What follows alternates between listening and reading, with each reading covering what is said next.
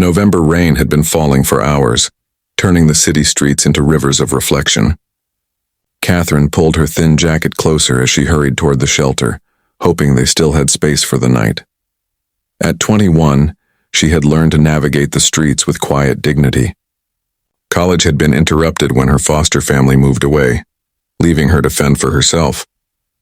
But she carried something precious. The values instilled by Miss Rose, her high school teacher, who always said, "Character isn't what you do when people are watching. It's what you do when no one will ever know." As Catherine rounded the corner, she nearly collided with a well-dressed man fumbling with his briefcase. Papers scattered in the wind, and something dark slipped from his wallet onto the wet pavement. "Oh, I'm so sorry," Catherine exclaimed, immediately kneeling to help gather the soggy documents. The man, whose name was Thomas, watched as this young woman carefully collected each paper, trying to shield them from the rain with her own body. Her clothes were worn but clean, her manner gentle and respectful. "Thank you," Thomas said, studying her face. As CEO of a major investment firm, he had learned to read people quickly. Something about Catherine's eyes. There was honesty there, and a strength that hadn't been broken by hardship. As they both stood, Catherine noticed something on the ground. A black credit card, nearly invisible against the dark pavement. She picked it up, recognizing immediately what it was, the kind of card that meant unlimited spending power. "Sir, you dropped this," she said, holding it out to him. Thomas looked at the card, then at Catherine. An idea formed in his mind. Not cruel, but curious. He had been betrayed by people he trusted, disappointed by those who seemed worthy. He wanted to understand what moved this young woman's heart. "Keep it," he said suddenly.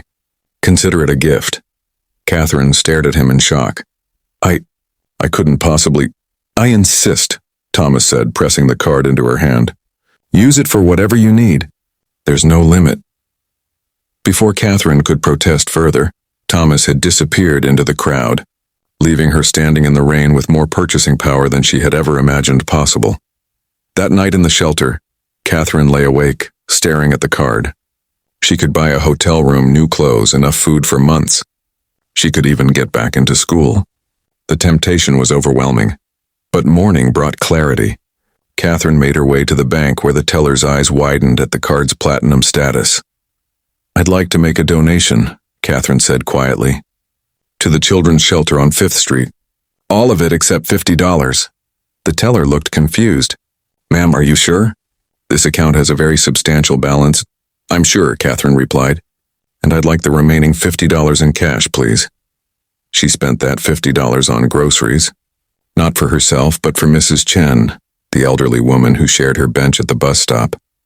Mrs. Chen had been sharing her own meager lunch with Catherine for weeks, never asking questions, simply showing kindness. What Catherine didn't know was that Thomas had been quietly observing from across the street. He watched as she knocked on Mrs. Chen's door, delivering the groceries with a gentle smile and refusing to come in, saying she had somewhere else to be. The next morning, Catherine found Thomas waiting at the same corner where they had met. "I heard about what you did," he said softly. "The shelter director called me. He said it was the largest single donation they've ever received." Catherine looked down at her worn shoes. "It wasn't mine to keep." "Most people would have seen it differently," Thomas replied. "They would have called it opportunity, good fortune, a chance to change their circumstances." "Maybe," Catherine said, "but I've learned that changing your circumstances doesn't mean much if you lose yourself in the process." Thomas smiled. The first genuine smile he'd felt in months. "I run a company that's been struggling to find people with real integrity. People who understand that true leadership means serving others. Would you be interested in starting at the bottom and learning the business?" Catherine looked up, hope flickering in her eyes. "I'd like that very much." 5 years later, Catherine stood in her office overlooking the city, watching Thomas mentor their newest intern, another young person who had fallen on hard times but shown remarkable character. The company had flourished under their shared leadership, built on the principle that trust and integrity were the foundation of all lasting success. Catherine often thought about that rainy November day, how a moment of simple honesty had opened doors she never could have imagined. On her desk sat a framed photo from the children's shelter's annual fundraiser. Dozens of smiling faces, Children who had found hope and opportunity because someone had chosen to give rather than take. Catherine had learned something profound that day in the rain. True wealth wasn't measured in what you could acquire, but in what you chose to share when no one was watching. Sometimes the greatest tests in life aren't the ones we know we're taking. They're found in the quiet moments when we choose who we want to be.